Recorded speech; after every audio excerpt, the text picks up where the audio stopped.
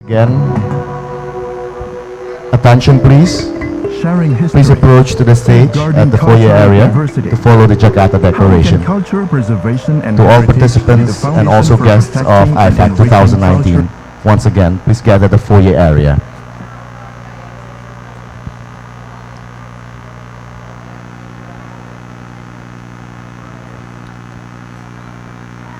Ladies and gentlemen, we would like to thank you for your participation and your attendance for the 2 days meeting. And shortly we will follow the Jakarta Declaration that will be read out by Mr. Ananto Kusumaseta of the Steering Committee together with Ms. Moechiba of UNESCO. Pak Ananto, silakan. Thank you. Good afternoon. First of all, on behalf of the steering committee, I would like to thank to all of you for your really, I cannot say anything, but I got a little bit emotions on this. Your contributions and sincere effort. I know a lot of bloody discussions on the group number 1 and number 4 with one purpose. This is about us, not about me, not about they. So this document is belong to us together. This is the philosophy on the culture that it start from the bottom to the up. Ladies and gentlemen, before I read the Jakarta statement, on behalf also of the Ministry of Education and Culture, I would like to thanks to the UNESCO. Let's give a big applause to UNESCO as a patronage for this event. Jakarta Statement, a framework for actions on culture advancement, resolutions of the International Forum for the Advancement of Culture, Jakarta, Republik Indonesia, 12th of October 2019. Recalling the first 2013 World Cultural Forum and its Bali Promise, which highlighted the power of culture as a fourth dimension of sustainable development, and welcomed by United Nations General Assembly resolutions number 68/223 on 20th of December. Also recalling the second 2016 World Cultural Forum and its declarations, which recommended the mainstreaming of culture in the global development agenda, and presented to the 10th sessions of the Intergovernmental Committee on the Protections and Promotions of the Diversity of Cultural Expressions on the 15th of December 2016, being convinced that culture-based development is an effective weapon to tackle global issues such as environmental degradations, religious intolerance, and all forms of socio-economic injustice. Realizing that the culture-based development need to go beyond its theory to create tangible impact. Aware of the fundamental contributions of grassroots professionals and civil society organizations in spearheading innovative methodologies and practices for cultural-based development. We, the participant of the International Forum for the Advancement of Culture, initiated by the government of the Republic of Indonesia, met from the 10th until 12th of the October 2019 in Jakarta to share methodologies and experience in enhancing the contributions of culture for sustainable development and well-being of all. 6 key strategies, issues of debates include heritage preservation, harnessing big data for cultural practices, festival as a method for social change, bottom-up policy making for culture, culture-based economy and industry, and universal basic right to happiness. At the end of rich deliberations, we encourage UNESCO member states and the member of civil society worldwide to support the advancement of culture through the following approaches. Sub-theme number 1, sharing history, safeguarding cultural diversity.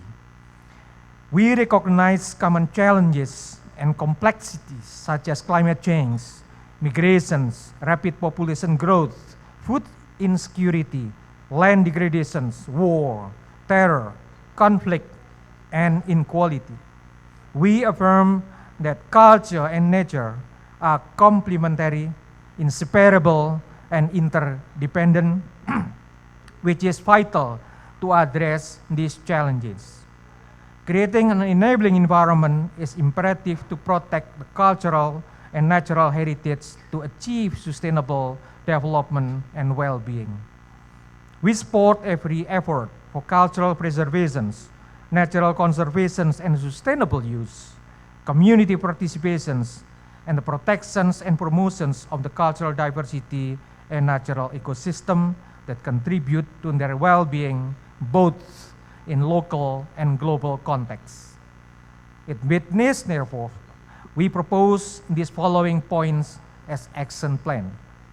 First, work together to recognize, nurture, and protect open access to the diversity of cultural expressions, habitat, and ecosystem as the fundamental right of humankind. Second, work together to define the meaning and measurement of the contributions of cultural and natural heritage to well-being.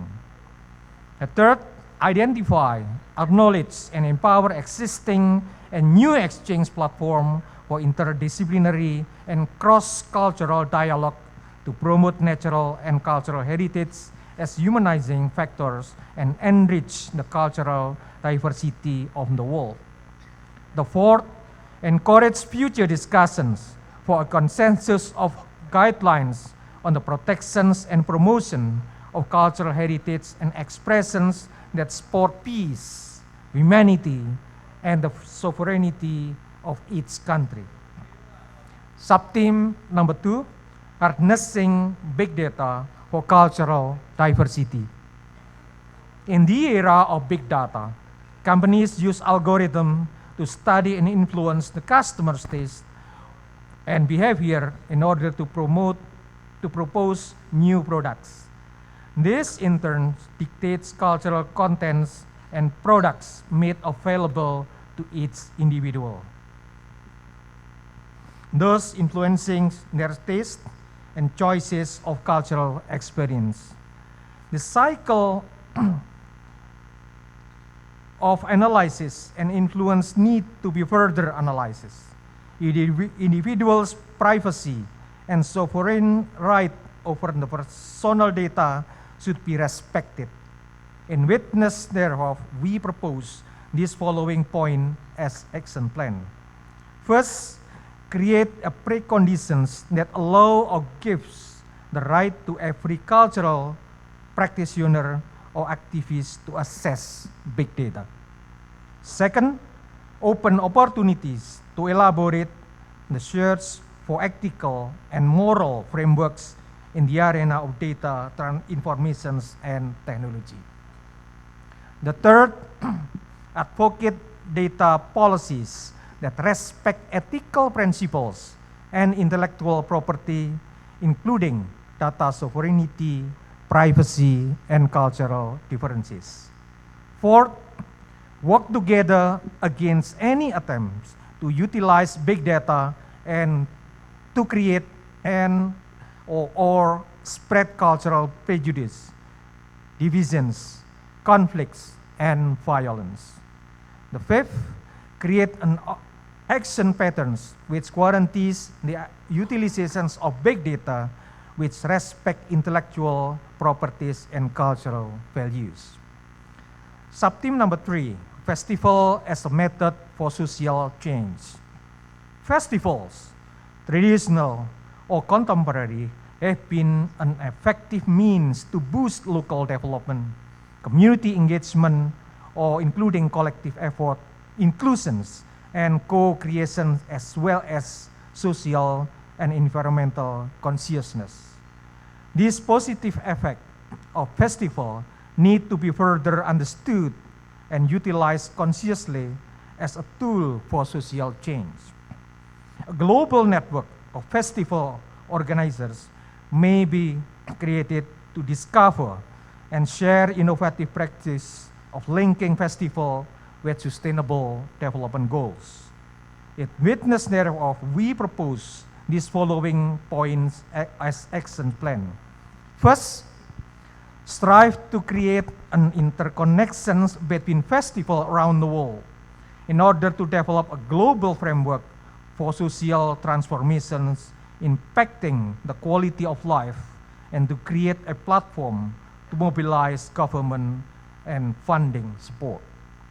Second, strengthening the inclusive and popular basis of festival to create people-to-people forums, tapping into arts functions as social critiques. The third, propagating cultural initiative to promote adaptive and innovative reuse of available infrastructures for regenerations and transformations. Sub-theme number 4, bringing the people back for policy making in culture. As the purpose of cultural policy is to attain sustainable development and well-being for all, the process of policy making has to be naturally bottom-up to reflect the need of people. We need to develop mechanisms to empower artists, cultural professionals, and communities at large to participate in the policy-making process, as well as to monitor the effectiveness of public policies. In witness thereof, we propose these following points as action plan. 1, develop a global initiative that systematically and regularly provide capacity buildings for stakeholders in environmental and cultural sector to empower the people. Second, promote an inclusive mechanisms to ensure the contribution of people working in the art sectors, environmental and cultural professionals, minority groups, and the marginalized people and society at large in the policy-making processes.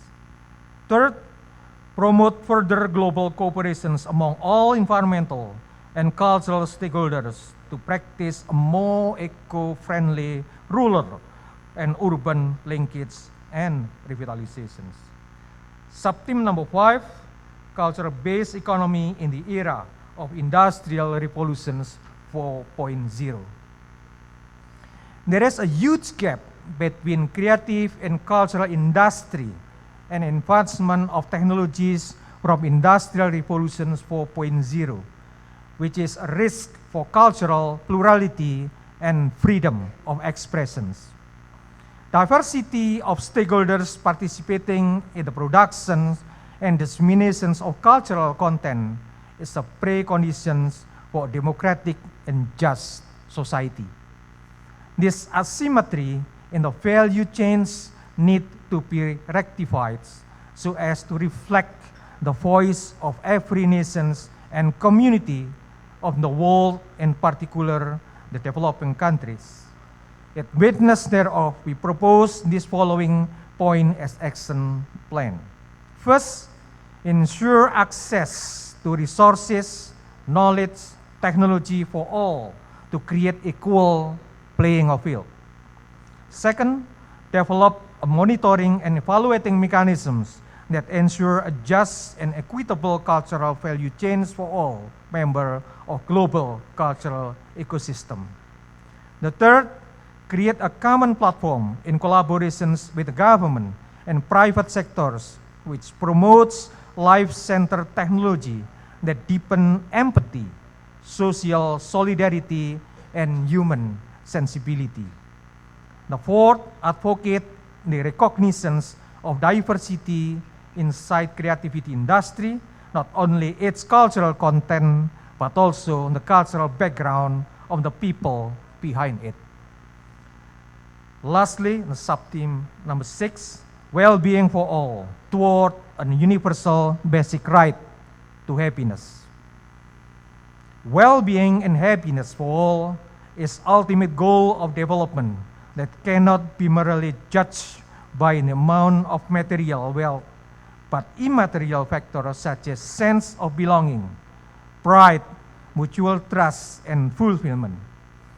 Culture is probably one of the most effective means to bring emotional, intellectual, and spiritual satisfactions. Contribution of culture for development should be measured not only from its economic output, but for its power, providing personal well-being, happiness, and maintain environment sustainability. In witness of, we propose these following points as action plan. First, advocate a development policy based on cultural approach, which ensure well-being and happiness for all members of biosphere. In turn, culture-based development presupposes a country's dynamic cultural index. Second, promote an inclusive, universal basic right to happiness as the supreme goal of all development policies. Third, campaign for an education system which relies on the physical, mental, and spiritual well-being of the children in order to create a conducive environment and to unlock their uniqueness through personalized learning. Jakarta, 12 of October 2019. We thank you so much, Mr. Ananto Kusuma Seta, Steering Committee. Yeah. Again, on behalf of the steering committee, we would like to thank to all of you who attend this very important gathering and meetings. We will send this document to the government of Indonesia. Hopefully, we will meet next year on the World Cultural Forum, etc.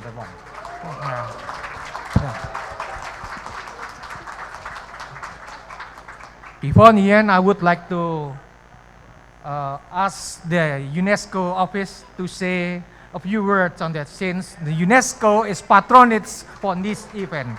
Ibu Moy.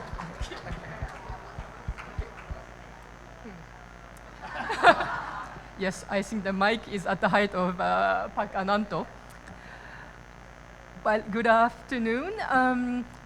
Actually, I didn't know that I have to say something, so I haven't prepared any official UNESCO statement. So allow me to do a bit of, to give my very personal opinion, so don't record it as UNESCO statement. But, well, I think what UNESCO and organizing committee tried to achieve is captured in the two last paragraphs in the preamble of Jakarta statement. One is how to go beyond theories, but show in the real practice about culture and development, and how to learn from the grassroots initiatives and NGOs. To be, I think that we, the bureaucrats, government of Indonesia, or including UN and UNESCO, we're very good at philosophizing and making a lot of theories. And this culture and development has been a very old theory of UNESCO since at least 1980s. I'm reading all the reports until now, which reads all the same. It looks like we just learned how to do a cut and paste intelligently, so that it looks like something is slightly different than 20 years back. But the danger and the reality is that none of us sitting in the bureaucracy actually knows what's going on the ground. And that kind of made us worried, like, are we doing right? So we insisted for this forum that we don't want bureaucrats, we don't want the theoreticians, but we really want the practitioners. And I'm really glad you all came, because you are the one who are moving the things on the ground, and we learned a lot from you. So we really hope you continue kicking our butt, so that we wake up to reality and say, so to make the bureaucracy a little bit more grounded and useful to the people. And so we'll be very open to the criticisms and the suggestions, and I really appreciate the fact that you really participate in the reviewing of the statements. Usually, you know, in this kind of UN conventions, everything is predefined, and you just like change commas here and period there and said, okay, end of the story. But in the group 1 and 4, you really changed it. We don't recognize some of our original text at all, and we're very happy about that. So thank you very much. Look forward to meeting you again very soon, and please keep inspiring us through your activism. Thank you. Thank you, Mr. Ananto, and also to Ms. Moichiba. But first, we would like to have a photo session with all the speakers. At the stage area, all the speakers, may we kindly invite the moderators and also speakers to approach to the stage to have a photo session, as well as our facilitators.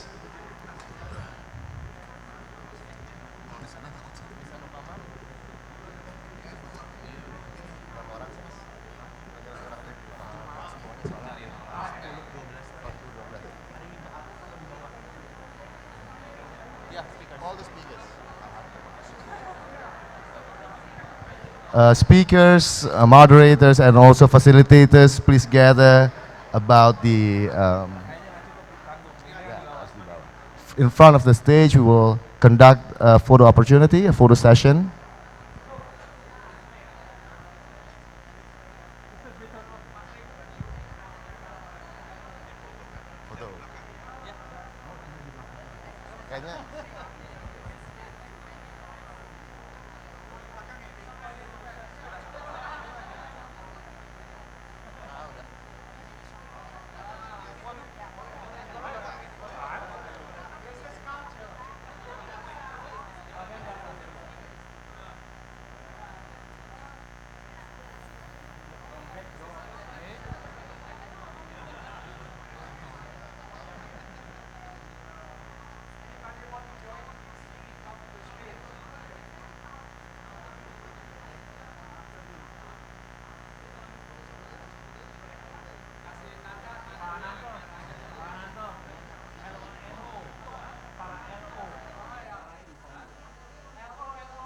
Mas, mungkin tolong para LO juga diminta foto bersama. License officer. After this session, we would like to invite all the liaison officers to also conduct a photo session.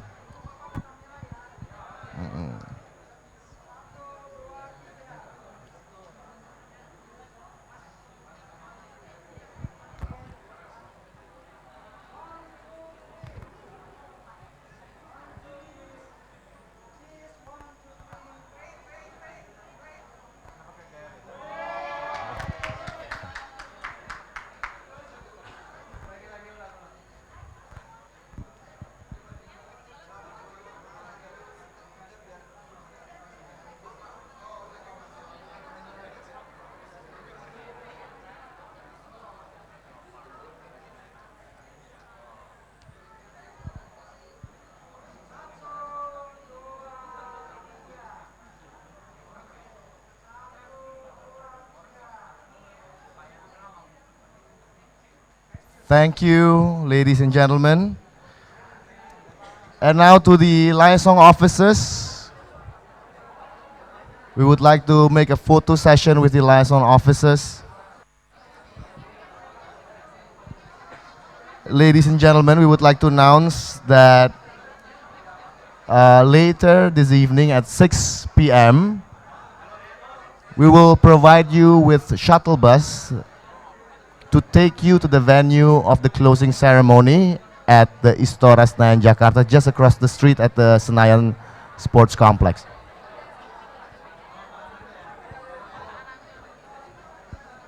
We also invite all of the organizing committee to gather to conduct a photo session with Mr. Ananto and also Ms. Chiba.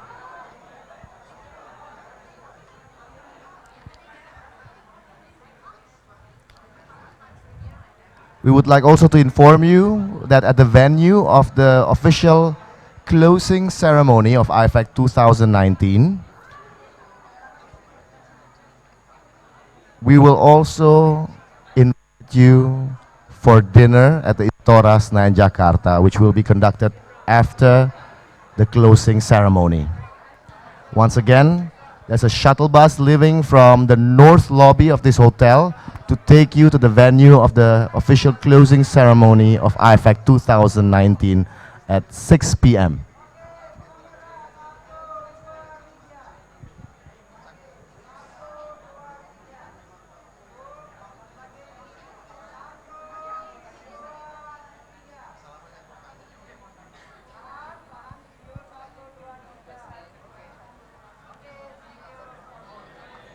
Thank you.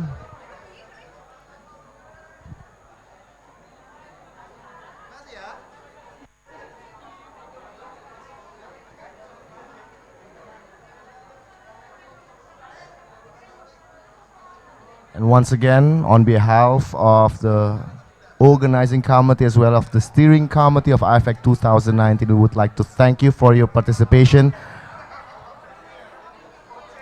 And we call on Pak Ucil to join a photo session in front. Pak Ucil.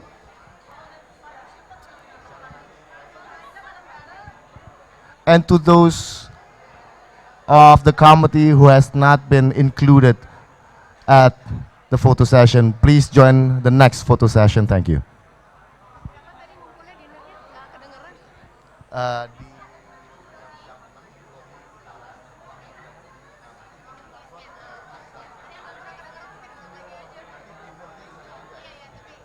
Once again, to all participants, we would like to inform you that sharp at 6 p.m., a shuttle bus will wait for you at the north lobby of this hotel. The bus will take you across the street to the Istora Senayan Jakarta, the Senayan Sports Complex, to the venue of the official closing ceremony of IFAC 2019. And you will also be invited for dinner at Istora Senayan. Once again, shuttle bus will leave at 6 p.m. to the venue of the official closing ceremony of IFAC 2019. Thank you.